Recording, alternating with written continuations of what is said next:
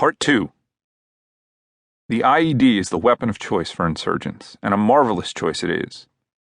Soldiers will gladly take a dozen gun battles over one mined road.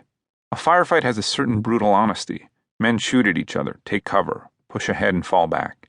Finally, one side breaks under the pressure, or loses too many guys, or runs low on ammunition and gives up its ground.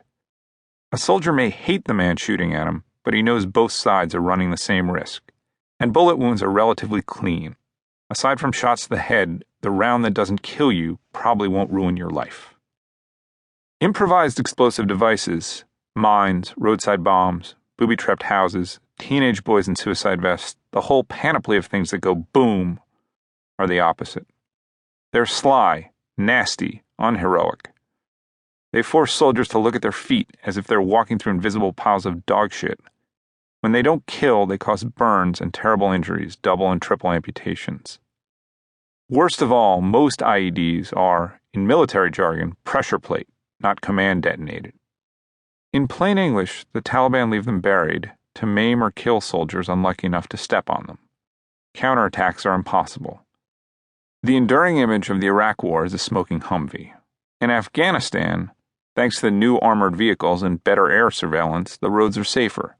Still, 60% of combat deaths in Afghanistan result from IEDs, and the percentage has hardly varied since 2008, according to the nonprofit group iCasualties.org. The deaths come in ones and twos. A squad of soldiers walks down a muddy road through a pomegranate grove on a narrow path along a canal. Someone steps on a patch of freshly dug dirt.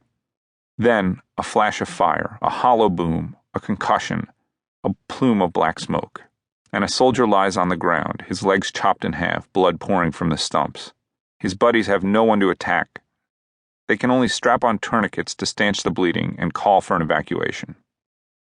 I was visiting a battalion fighting in the Zari district of Kandahar province, just west of Kandahar city. Highway 1, the crucial two-lane road that connected Afghanistan's biggest cities, ran through the area. Most fighting occurred in a narrow strip between the highway and the Arghandab River to the south. Even by Afghan standards, the Talibs in Zari were IED happy. They had created what the battalion soldiers called IED belts, minefields that protected their positions in the fields north of the river. The fields held pomegranate trees, grapevines, and pot and poppy plants and were collectively called the Green Zone for their lushness. From the Green Zone, the insurgents headed north to attack convoys on Highway 1 and the American bases along the highway. Then they retreated, daring the soldiers to pursue them through their minefields.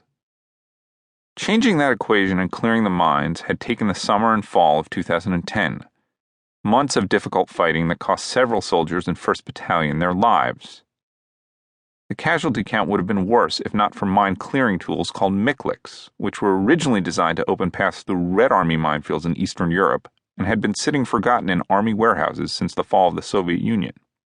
The day after I arrived at FOB Wilson, the battalion's Bravo company began a clearing operation near the base to open a single-lane dirt road off Highway 1.